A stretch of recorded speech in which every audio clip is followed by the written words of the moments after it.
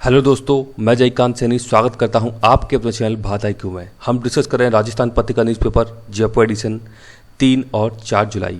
Video के संबंध में कोई क्वेरी डाउट्स हो तो आप मुझे लिख सकते हैं कमेंट बॉक्स में या मुझे टेलीग्राम पर भी ज्वाइन कर सकते हैं। तो शुरू करते हैं आज का डिस्कशन बिना किसी देरी के। तो यहाँ पर मैंने कल सैटरडे और आज संडे दोनों ही कवर किया है, तो वीडियो मेरे साथ अंत तक जरूर बनाइएगा ताकि आपको सारी की सारी न्यूज़ आर्टिकल अच्छे से समझ आ सकें। ये 4 जुलाई की न्यूज़ है, यानी कि आज की संडे की न्यूज़पेपर की न्यूज़ है ये। तो यहाँ पे जो राफेल डील है उसको लेकर के फिर फ्रांस में जांच शुरू हो गई है। यहाँ पे बताया जा रहा है कि ये एक प्रकार की सियासी यहाँ पे आंच आने वाली है। क्या हो रहा है कि घेरे में तत्कालीन फ्रांसीसी राष्ट्रपति ओलांद भी हैं यहाँ पे। तो यहाँ पे ये जाँच पहले रोक दी गई थी और अब फिर से इसको ग्रीन सिग्नल दे दिया गया है इस चीज़ को लेकर के। राफेल जो है ये हमने प्लेन खरीदे हैं फ्रांस से। मुझे बताइए कि किस कंपनी ने इनको बनाया है। मैं आपको डिस्कस कर चुका हूँ इस चीज़ को कि किस कंपनी ने डेवलप किया है इनको, वो मुझे उसमें कमेंट करके बताइए। तो यहाँ पे बताया गया है कि 56,000 करोड़ रुपये का सौदा है, ये रक्षा सौदा है। लेकिन इसमें ये बात भी बोली गई है कि ये रक्षा सौदा, ये जो डील है ये 56,000 करोड़ नहीं 1,30,000 करोड़ का है ये। तो ये कुछ डिस्प्यूट है इसमें।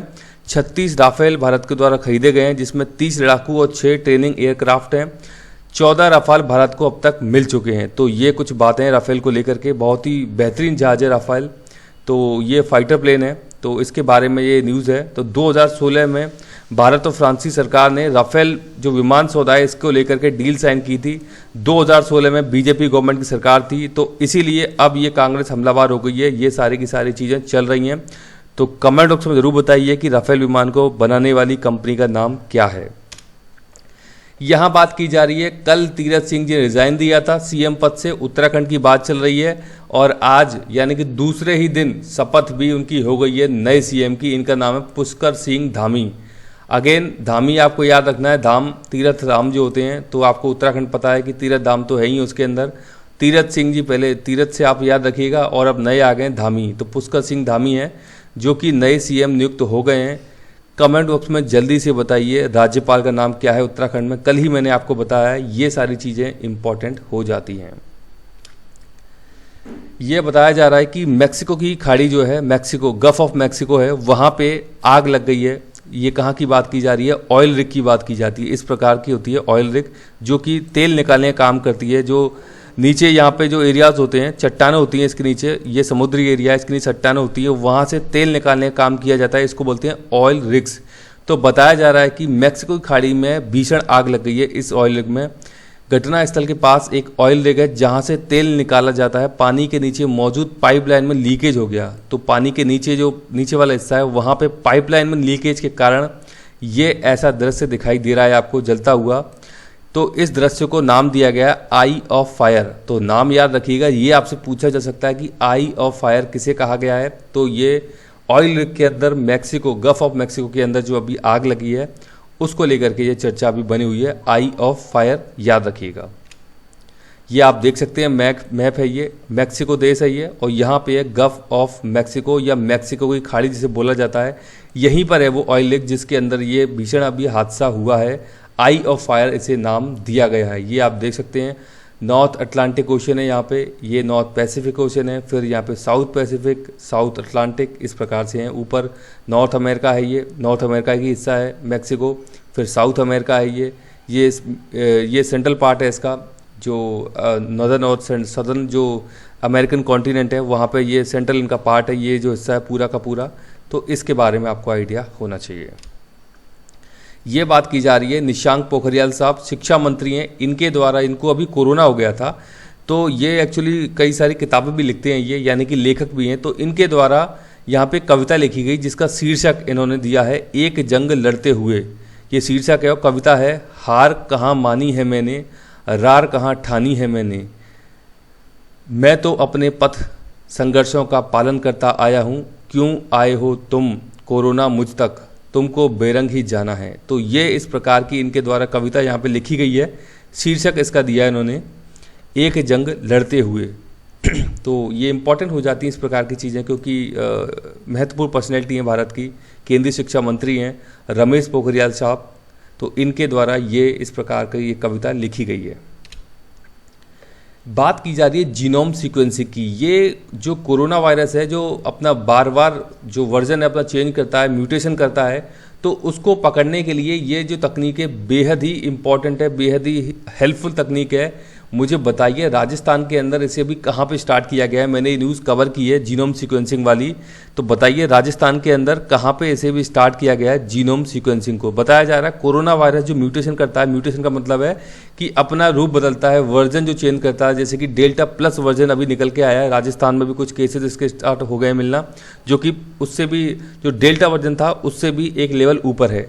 तो बता रहे हैं कि जीनोम सीक्वेंसिंग महत्वपूर्ण है इसमें, लेकिन इसमें लगने वाला समय काफ़ी चुनौतीपूर्ण साबित हो रहा है, क्योंकि इसमें जो चीज़ें जानने में समय काफ़ी लग रहा है, तो ये थोड़ा सा चैलेंजिंग हो सकता है। लेकिन ये तकनीक बहुत अच्छी है, इसके द्वारा हम पता लगा सकते हैं कि वायरस कितने अपने रूप बदल रहा है, कितना म्यूटेशन कर रहा है। ये तकनीक इस हेतु कारगर है, तो याद रखिएगा जीनोम सीक्वेंसिंग टेक्निक। यहाँ बात की जा रही है स्कूलों से हटेगी पहली और दूसरी क्लास, 75,000 शिक्षक पदों पर लटकी है तलवार। ये बात की जा रही है नई जो शिक्षा नीति आई थी उसके तहत ये काम किया जा रहा है। देश में शिक्षा का खाका अगले साल बदल जाएगा। केंद्र सरकार नई शिक्षा नीति का ड्राफ्ट जारी कर चुकी है और राज्य सरकार इसी सप्ताह रिव्यू बैठक कर सकती है। इसके तहत स्कूलों से प्री प्राइमरी पहली और दूसरी कक्षाएं ये हटा दी जाएंगी। यहाँ से 3 कक्षाएं हैं, प्री प्राइमरी पहली दूसरी हटा करके आंगनवाड़ी केंद्रों में इनको रख दिया जाएगा। तो आप समझ सकते हैं कि जो इनके टीचर हैं उनके ऊपर तलवार लटकने की ये बात कर रहे हैं, क्योंकि स्कूल से इनको हटा करके आंगनवाड़ी केंद्रों में स्टार्ट किया जाएगा, ऐसी बात यहाँ पे की जा रही है। लेकिन चिंताजनक यह है कि राज्य में ये केंद्र 1-2 कमरे में ही चल रहे हैं। आपने देखे होंगे आंगनवाड़ी जो सेंटर हैं केवल महज 1 कमरा 2 कमरा ऐसी ही, मतलब फॉर्मेलिटी जैसे, उनके पास कोई ऐसा खास इंफ्रास्ट्रक्चर है नहीं, वहाँ पे ये चलाए जा रहे हैं। तो कैसे इनको टैकल किया जाएगा, कैसे ये प्री प्राइमरी पहली दूसरी कक्षाएं वहाँ पे सेटअप की जाएंगी, इसको लेकर के ये भी एक चैलेंजिंग मतलब चीज़ है सामने है गवर्नमेंट के। तो इसको कैसे डील किया जाएगा ये आने वाले समय में बात देखने को मिलेगी। ये बात की जा रही है फीफा के द्वारा नया नियम यहाँ पे दिया गया है फुटबॉल में, फुटबॉल से संबंधित है फीफा। तो अभी ओलंपिक जो होने वाले हैं वहाँ पे लेकर के ये नया नियम लेके आए हैं। यहाँ पे कोरोना के कारण फीफा ने टोक्यो ओलंपिक के फुटबॉल टीम में 22 खिलाड़ियों को शामिल करने की अनुमति दे दी है। 22 खिलाड़ी, याद रखिएगा। पहले क्या होता था, पहले भी 22 होते थे, लेकिन 18 खिलाड़ी जो होते थे वो खेलते थे फील्ड पे, बता रहे हैं, और 4 खिलाड़ी होते थे वैकल्पिक खिलाड़ी होते थे। इन वैकल्पिक खिलाड़ियों को मौका जब मिलता था कि किसी खिलाड़ी के चोटिल होने पर, यदि कोई खिलाड़ी 18 में से चोटिल हो गया तो ये 4 में से लिया जाता था वहाँ पे, और जो खिलाड़ी बाहर होता था वो वापसी नहीं कर पाता था। मतलब चोटिल होने के बाद जो बाहर गया फिर वो अंदर नहीं आएगा, वो जो एक्स्ट्रा वाला है वो वहाँ पे प्ले कर रहा है। लेकिन अब ऐसा नहीं है, बता रहे हैं वो कि नए नियम के तहत सभी 22 खिलाड़ी चयन के लिए यहाँ पे उपलब्ध रहेंगे। तो ये बात यहाँ पे की जा रही है, मतलब ये 4 वैकल्पिक नहीं, यहाँ से भी खिलाड़ी लिए जा सकते हैं। ये एक नया नियम निकाल के लेके आया है फीफा। तो याद रखिएगा 22 खिलाड़ी होते हैं फीफा फुटबॉल टीम के अंदर, ये एक इंपॉर्टेंट चीज़ है। यहाँ पे बात की जा रही है, ये अच्छा एक डेवलपमेंट है, कैरो वाटर इसको नाम दिया गया है। आपने देखा है कि हम जब भी ट्रैवल करते हैं कहीं भी एक स्थान से दूसरे स्थान पर, तो आजकल जो वाटर की बोतल है, पानी की बोतलें प्लास्टिक की बहुत ज़्यादा पॉपुलर हो चुकी हैं और डिमांड भी इनकी बन चुकी है। हर किसी व्यक्ति को प्यास लगती है, आपको पता है, एक जगह से दूसरे स्थान पर जाता है। पानी बेसिक रिक्वायरमेंट है बॉडी की, हमारी 90% हमारी बॉडी में पानी पानी है, आप देख सकते हैं। तो यहाँ पे जो प्लास्टिक्स की जो बॉटल्स थी उनको हम ऐसे ही थ्रो कर देते कहीं, उसका कुछ जो डिस्पोजल होता है उसका कुछ बहुत अच्छा मैनेजमेंट नहीं था, ये इनके द्वारा बताया गया है।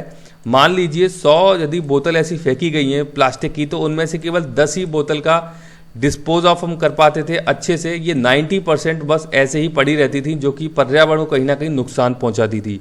इसी दिशा में इनके द्वारा एक बहुत बेहतरीन पहल की गई है। तो ये बात की जा रही है, हैदराबाद के IT विशेषज्ञ हैं सुनीत ताती नैनी व चैतन्य अयनपुरी ने कैरो वाटर स्टार्टअप शुरू किया है। यहाँ पे प्लास्टिक की जगह कार्डबोर्ड से बने इको फ्रेंडली बॉक्स में पानी मुहैया कराया जाएगा। यानी ये कार्डबोर्ड से बने हैं, तो अगर आप इनको थ्रो कर देंगे यहाँ पे कहीं भी किसी भी स्थान पे, तो ये प्रकृति पर्यावरण को नुकसान नहीं पहुँचाएगा ये, क्योंकि ये कुछ समय के बाद डिकम्पोज होने लगता है और ये मिट्टी के अंदर पूरे प्रोसेस के थ्रू फिर ख़त्म हो जाता है, नष्ट हो जाता है, मिट्टी में मिल जाता है। ये ऐसा नहीं है प्लास्टिक की तरह की पड़ा हुआ हज़ारों वर्षों तक, इसका कुछ भी नहीं बिगड़ता। आपको पता है प्लास्टिक ऐसा मेटेरियल है क्योंकि हज़ारों वर्ष तक पड़ा रहे तभी भी उसका कुछ भी नहीं बिगड़ेगा यहाँ पे। तो इसी दिशा में इनके द्वारा प्रयास किया गया है और नाम दिया गया इसको कैरो वाटर। तो अच्छी पहल है ये, तो देखते हैं कैसे ये आने वाले समय में मतलब आम लोगों के लिए उपलब्ध हो पाएंगी ये चीज़ें। तो अभी इनके द्वारा स्टार्ट की गई ये चीज़ें, देखते हैं और क्या क्या नई चीज़ें निकल के आती हैं आने वाले समय में, लेकिन पहल बहुत अच्छी है इस प्रकार की। ये कल की न्यूज़ है। तो यहाँ बात की जा रही है भारत के अंदर भी कुछ दिनों से ड्रोन के जो अटैक्स हैं, ड्रोन का अटैक जम्मू कश्मीर में हुआ था, जो एयरबेस था वहाँ पे हैंगर था, जो कि कई सारे प्लेन्स वहाँ पे खड़े हुए थे, टारगेट किया गया था, लेकिन वो वहाँ पे विफल हो गया था क्योंकि सही जगह टारगेट नहीं कर पाए थे ड्रोन से, जिसके अंदर आईईडी का इस्तेमाल किया था। उसके बाद से फिर से कई मतलब 4-5 दिनों से कुछ ड्रोन रिपोर्ट किए जा रहे हैं, देखे जा रहे हैं, मतलब भारत के अंदर। उसी दिशा में एक ये यहाँ पे देखा गया है कि पाकिस्तान के अंदर जो भारतीय उच्चायोग है वहाँ पे अभी फिलहाल में एक कार्यक्रम चल रहा था, कल्चरल कार्यक्रम, जहाँ पर कि एक ड्रोन स्पॉट किया गया एम्बेसी के हाई कमीशन के ऊपर। तो ये यहाँ पे इसको लेकर के बातचीत अभी चल रही है, जो हमारे एक्सटर्नल अफेयर मिनिस्टर हैं उनके बीच बात चल रही है पाकिस्तान और भारत के, कि ये किस दिशा में चीज़ें चल रही हैं। अभी मतलब जम्मू कश्मीर के अंदर सरकार चाह रही है कि वहाँ पर लोकतांत्रिक व्यवस्था बहाल की जाए, और ये इस समय इस प्रकार के घटनाक्रम लगातार चलते जा रहे हैं। तो ये किस ओर इशारा कर रहे हैं, इंटेलिजेंस जो है हमारी, उनको बहुत अच्छे तरीके से यहाँ पे एक्टिव होना होगा ताकि उन चीज़ों को क्रैक कर सकें, उनको डिकोड कर सकें कि क्या मंसूबे हैं पाकिस्तान के, जो कि इस प्रकार की हरकतें की जा रही हैं। इंपॉर्टेंट चीज़ यहाँ पे एक और जाननी है आपको, उच्चायोग इसको बोलते हैं हाई कमीशन, और एक आपने सुना होगा एम्बेसी। इनमें फ़र्क क्या है? इनमें डिफरेंस जो है बेसिक ये है कि उच्चायोग यानी कि हाई कमीशन, वैसे ये दोनों ही सेम है, एम्बेसी और हाई कमीशन, केवल टर्म का फ़र्क है। हाई कमीशन वहाँ पर उनको बोला जाता है जो कि कॉमनवेल्थ कंट्रीज़ हैं। कॉमनवेल्थ कंट्रीज़ वो हैं जिनके ऊपर यूके का शासन रहा है। तकरीबन 50 एक देश हैं ऐसे, भारत, पाकिस्तान, बांग्लादेश, भूटान, चाइना, इस प्रकार से कई सारे ऐसे देश हैं जहाँ पर कि यूके का शासन रहा है। तो वहाँ पे जो एम्बेसीज हैं उनको हाई कमीशन वहाँ पे बोला जाता है, और जो बैठते हैं उनको हाई कमिश्नर वहाँ पे बोला जाता है। जैसे हम बात करें भारत की जो एम्बेसी है वो यूएसए के अंदर उसे एम्बेसी बोला जाता है, लेकिन पाकिस्तान के अंदर उसे हाई कमीशन बोला जाता है। तो ये बेसिक इनके अंदर डिफरेंस है। तो ये आपको पता होना चाहिए कि इनको क्यों बोला जाता है, यही इसका मेन रीज़न है। अदरवाइज कोई बेसिक मतलब बहुत ज़्यादा इनके अंदर कोई डिफरेंस नहीं है जिसे कि डिफाइन किया जाए। ये बात की जा रही है, कल की न्यूज़ थी कि 4 माह पहले सीएम बने थे, इस्तीफ़ा दे दिया था तीरथ सिंह जी ने। तो ये उनके द्वारा इस्तीफ़ा दिया गया था, अब नए मुख्यमंत्री वहाँ पे चुन लिए गए हैं।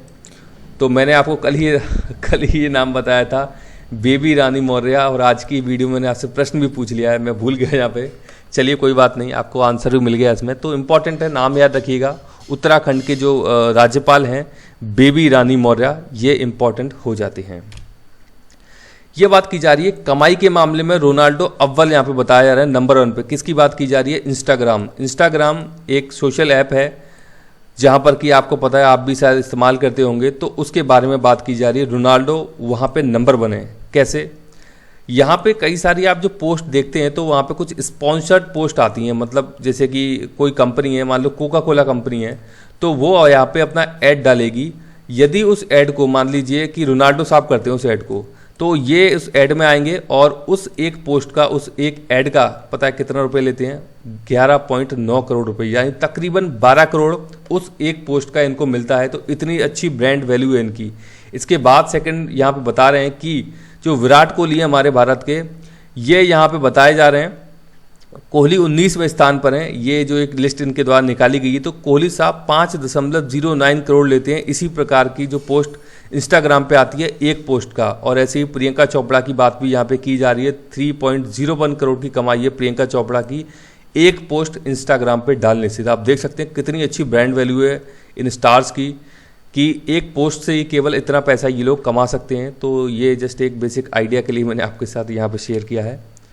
यहाँ बात की जा रही है 10 साल बाद रिहा हुए हैं चौटाला साहब। इनेलो की पार्टी है, तो ओपी चौटाला साहब हैं। शिक्षक भर्ती घोटाले में ये अपनी सज़ा पूरी करके अभी आए हैं, लेकिन सज़ा पूरी करने के बाद जो इन्होंने सज़ा वहाँ पे पूरी की है जेल के अंदर, तिहाड़ से रिहा हुए हैं। वहाँ पे अच्छा काम क्या किया इनके द्वारा कि इनके द्वारा अपनी 12th पास कर ली गई है, यानी कि ये शिक्षा घोटाले के मामले में जेल में गए और इन्होंने अपनी शिक्षा को ही और थोड़ा सा बेहतर कर लिया, उसमें ऐड ऑन कर लिया कि 12वीं क्लास भी इनके द्वारा पास यहाँ पे कर ली गई।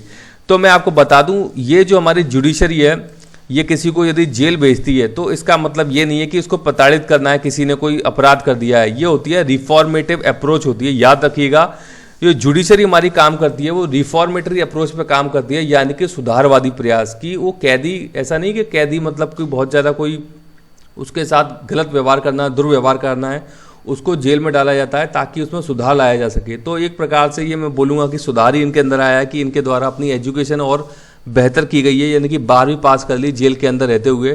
तो ये रिफॉर्मेटिव जो अप्रोच है उसका एक सही उदाहरण इनके द्वारा प्रस्तुत किया गया है। तो ये अच्छी बात है। खैर, तो ये आपको बस इसके बारे में एक आइडिया होना चाहिए। यहाँ बात की जा रही है जयपुर में बनेगा दुनिया का तीसरा और देश का दूसरा सबसे बड़ा स्टेडियम। मुझे बताइए कि भारत में सबसे बड़ा स्टेडियम कहाँ पर है, उसका क्या नाम है, और देश के विश्व के अंदर सबसे बड़ा स्टेडियम कौन सा है, कहाँ पर स्थित है और उसका नाम क्या है। तो ये मेरे आपसे यहाँ पे 2 प्रश्न है, इंपॉर्टेंट प्रश्न है, मुझे जरूर बताइएगा। तो ये बात की जा रही है जल्द ही, यानी 2.5 साल के अंदर से काम पूरा हो जाएगा। राजस्थान के जयपुर के अंदर ये हाईवे के आसपास कहीं बनाया जा रहा है। तो अच्छी बात है राजस्थान के लिए कि इस प्रकार का स्टेडियम डेवलप करने जा रहे हैं हम। तो टूरिज्म को बहुत अच्छा प्रमोट करेगा, ये इकोनॉमी बूम होगी राजस्थान की। इस प्रकार की चीज़ें होती हैं तो इंटरनेशनल मैचेस खेले जाएंगे यहाँ पे। तो ये एक अच्छा काम है। तो इसके बारे में मुझे कमेंट करके बताइए। मैंने यहाँ पे जो आपसे प्रश्न पूछे हैं स्टेडियम्स के बारे में। ये बात की जा रही है 385 पदों के लिए 17 जुलाई को होगी परीक्षा। ये किस परीक्षा की बात की जा रही है? सहकारी उपभोक्ता, होलसेलर भंडारों और क्रय विक्रय सहकारी समितियों में बी वर्ग में clerk, junior assistant, salesman, godown keeper, store keeper, typist और कैशियर के 385 पदों पर 17 जुलाई को ऑनलाइन परीक्षा का आयोजन कराया जाएगा। तो जिसने भी आपने फॉर्म इसके लिए अप्लाई किया है, अपनी कमर कस लीजिए और पढ़ाई में तेजी कर दीजिए थोड़ी सी। यदि आप पहले 4 घंटे पढ़े थे, डबल कर दीजिए, 8 घंटे कर दीजिए, क्योंकि यही सही समय है। सही समय पर सही टारगेट जरूरी है। यहाँ बात की जा रही है हांगकांग की। हांगकांग का प्रयोग क्या ताइवान में दोहराया जाएगा, इसकी यहाँ पे बात की जा रही है। अभी हाल ही में 2021 में चाइना की जो कम्युनिस्ट पार्टी है उसको 100 वर्ष पूरे हुए हैं। तो एक आयोजन किया गया था चाइना के अंदर। वहाँ पे चाइना ने खुलेआम ये बोल डाला है कि चाइना चुप रहने वाला नहीं है। जैसा उसने हांगकांग के अंदर एक कानून लेके आया, राष्ट्रीय सुरक्षा कानून, जिसके तहत हांगकांग के कई सारे जो उनकी फ्रीडम थी उनको दबाने का काम किया गया है चाइना के द्वारा। तो उसको लेकर के चाइना भी बोल रहा है कि हम, ऐसा ही उनका एक लक्ष्य है कि वो ताइवान को भी अपने कंट्रोल में लेके आएंगे। एक्चुअली हांगकांग यूके का एक टेरिटरी था, यूके का उस पर हुकूमत थी पहले, लेकिन 1997 में 1 जुलाई 1997 में हांगकांग को फ्री कर दिया गया, एक ऑटोनॉमस एरिया उसको बना दिया गया। लेकिन बोला गया कि हिस्सा ये चीन का रहेगा। परंतु चीन के द्वारा ये काम किया गया कि वहाँ पे जो डेमोक्रेसी थी हांगकांग के अंदर, बहुत शानदार डेमोक्रेसी थी हांगकांग के अंदर, लेकिन चीन के द्वारा कुछ गलत नीतियाँ अपनाई गई हैं। राष्ट्रीय सुरक्षा कानून के माध्यम से हांगकांग पे अपना प्रभाव जमाया गया है, उसके द्वारा गलत हरकतें की गई हैं, उनकी स्वतंत्रताएं हनन की गई हैं एक प्रकार से हांगकांग के जो निवासी हैं। तो ऐसा कुछ दमनकारी नीति इनके द्वारा अपनाई गई है चीन के द्वारा। अब ये चाह रहे हैं ताइवान के साथ भी ऐसा ही प्रयोग दोहराया जाए। ताइवान भी एक अलग से एरिया है जहां पर कि चीन अपना दबदबा जमाने की कोशिश करता है, लेकिन बहुत अच्छा डेमोक्रेटिक एक एरिया है। ताइवान है चाइना का हिस्सा है, लेकिन अपने आप को अलग बताता है। यूएसए भी इसको सपोर्ट करता है ताइवान को अलग से। यूएसए चाहता है कि ताइवान एक अलग से राष्ट्र ही बन जाए। यूएसए ने तो अपनी एक एम्बेसी भी ओपन कर रखी है ताइवान के अंदर, लेकिन चीन इस बात से सख्त खफा है, चिढ़ता है इन चीज़ों को लेकर के। तो इसी चीज़ को बोल रहा है चीन कि अब ताइवान को लेकर के उनका टारगेट है कि इस चीज़ को भी कैसे डील किया जाए, ताइवान को कैसे अपने कंट्रोल में लाया जाए। तो ये सारी की सारी चीज़ें यहाँ पे चल रही हैं। तो देखते हैं आने वाले समय में ताइवान को लेकर के क्या रुख रहता है और क्या जो विश्व समुदाय है वो इनके बारे में क्या मतलब राय रखते हैं अपनी। जैसे कि हांगकांग के बारे में भी बोला जा रहा है कि विश्व समुदाय, यूएसए जो बड़े बड़े देश हैं, ऐसे G7 जो देश हैं, वो इनके बारे में क्या सुझाव देते हैं, क्या मतलब पॉलिसी लेकर के आते हैं जो हांगकांग के लिए दमनकारी प्रयास इनके द्वारा अपनाए गए हैं। तो ये सारी की सारी चीज़ें हैं। ये आप देख सकते हैं, ये है ताइवान जिसकी बात की जा रही है और ये है हांगकांग। दोनों ही एरिया हैं, सी में ये एरिया हैं दोनों के दोनों। तो यहाँ पे अनरेस्ट बना के रखता है चाइना इन दोनों के दोनों एरियाज़ में अपनी। और ये साउथ चाइना सी, आपने सुना ही होगा, इसका मुद्दा बहुत ज़्यादा विवादित रहता है। साउथ चाइना सी में OBOR का मुद्दा बहुत ज़्यादा विवादित रहता है, 1 बेल्ट 1 रोड वाला जो है। तो चीन अपनी दादागिरी कहीं ना कहीं दिखाता रहता है, मतलब वही कि जैसे पुराने समय में इम्पीरियलिज्म यानी कि साम्राज्यवाद हावी हुआ था यूके के द्वारा, इसी प्रकार से चाइना कहीं ना कहीं अपना जो ऐसे देश हैं उनको डेट ट्रैप में फंसाना चाह रहा है। उनको बहुत ज़्यादा लोनिंग करता है, फिर वो लोग जब लोन रीपे नहीं कर पाते हैं तो उन पर अपना नियंत्रण, उन पर अपना कंट्रोल, अपना प्रभाव जमाने का काम करता है। यानी कि ये चाहता है कि ये अब आने वाले समय में वर्ल्ड लेवल पर ग्लोबल लीडर निकल करके आए और यूएसए को कहीं ना कहीं ये दबाने का काम करता है। क्वाड भी बहुत ज़्यादा चर्चा में रहा है। ये जो पूरा का पूरा ग्रुप है, इससे थोड़ा चीन चिढ़ता है। क्वाड में 4 देश शामिल हैं, यूएसए, भारत, ऑस्ट्रेलिया और जापान। तो चीन इससे कहीं ना कहीं चिढ़ता है। ये जो क्वाड ग्रुप बनाया गया है, इससे कहीं ना कहीं चीन को डर है। तो ये कुछ चीज़ें हैं, कैसे चीज़ों को टैकल किया जाता है इंटरनेशनल लेवल पे। तो ये आईआर के बहुत अच्छे इंपॉर्टेंट महत्वपूर्ण पहलू हैं, इनके बारे में कहीं ना कहीं आपको आइडिया होना चाहिए। ये ईरान की बात की जा रही है। ईरान में अभी नए राष्ट्रपति चुन करके आए, इनका नाम है इब्राहिम रईसी। तो इनके लिए कह रहे हैं कि रास्ता भी इतना आसान होने वाला नहीं है, कई सारे चैलेंजेस हैं इनके सामने। इकोनॉमी को पटरी पे लेके आना है। इसके अलावा JCPOA एक ट्रीटी है, joint comprehensive plan of action, जो कि न्यूक्लियर संधि जो थी, जो कि ट्रम्प साहब जिससे बाहर निकल गए थे, तो अभी बाइडन साहब आ गए। देखते हैं इसके बारे में क्या और नई चीज़ निकल के आती हैं। सऊदी अरेबिया से जो तनातनी रहती है ईरान की, उसको कैसे टैकल करना है। इसके अलावा जो वहाँ की इकोनॉमी है, जो ऑयल प्रोडक्शन का काम होता है, उसको कैसे टैकल करना है। तो ये बहुत सारे चैलेंजेस हैं इब्राहिम रईसी के साथ में, तो उनको कैसे डील करना है, बहुत बड़ी बात है। ये इतना आसान नहीं है कि आप यहाँ पे राष्ट्रपति चुन करके आ गए हैं अभी। और जो हम यदि भारत की हम बात करें तो भारत का भी एक अच्छा खासा इन्वेस्टमेंट है चाबहार पोर्ट को लेकर के ईरान में। तो ये भी इम्पॉर्टेंट हो जाता है कि भारत और ईरान के रिलेशन है, उसके संबंध में भारत भी चाहता है कि अपने एक्सपोर्ट को प्रमोट करे। चाबहार के थ्रू पूरा सेंट्रल एशिया में जाना चाहता है, यूरोप तक अपनी एंट्री करना चाहता है भारत। तो ये बहुत महत्वपूर्ण पहलू है कि किस प्रकार से अब वहाँ के राष्ट्रपति जो हैं, जो डिप्लोमेटिक रिलेशंस अपने बनाने हैं अन्य देशों से, उनको कैसे टैकल करेंगे। तो ये सारी चीज़ें रहने वाली हैं आने वाले समय में।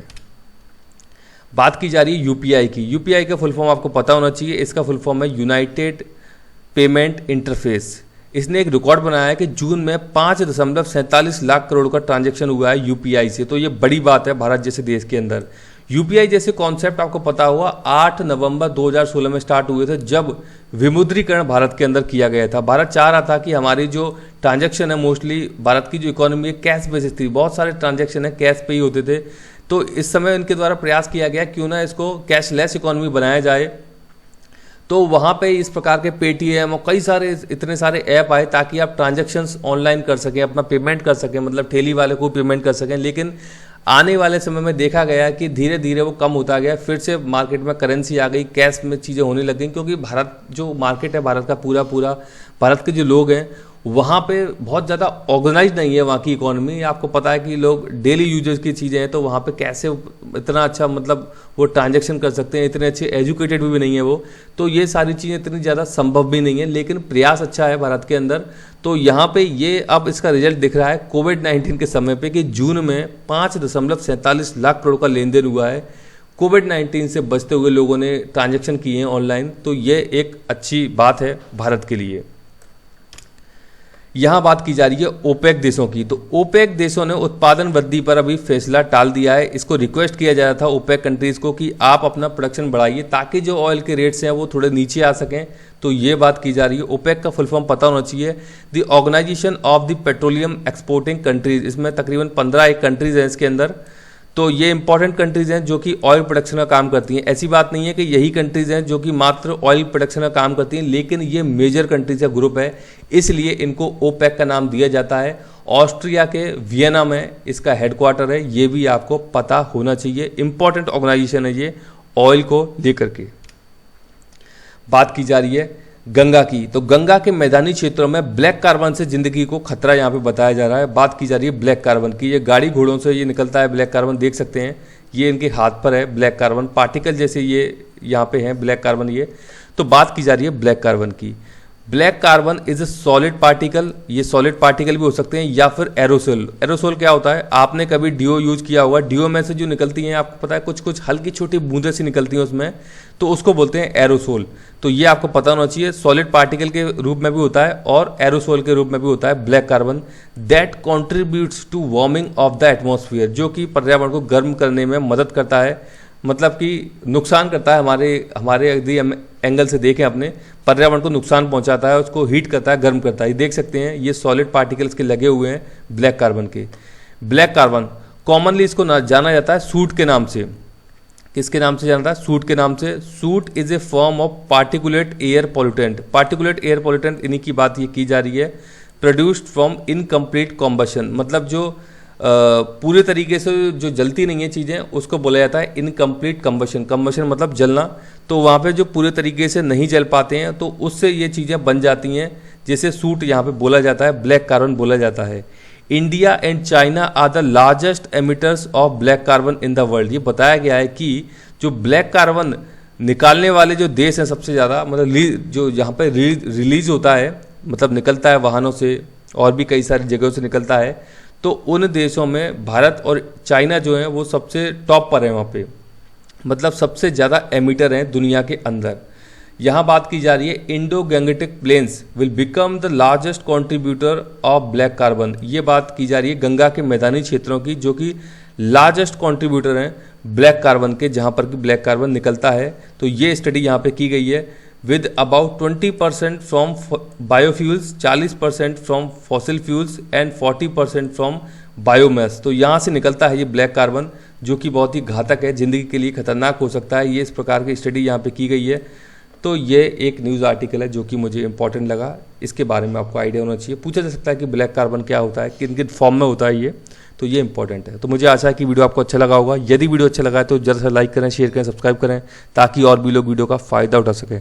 आप मुझे अपने सुझाव कमेंट में भेज सकते हैं या मुझे ईमेल भी कर सकते हैं। इसी के साथ धन्यवाद, मिलते हैं अगली वीडियो में।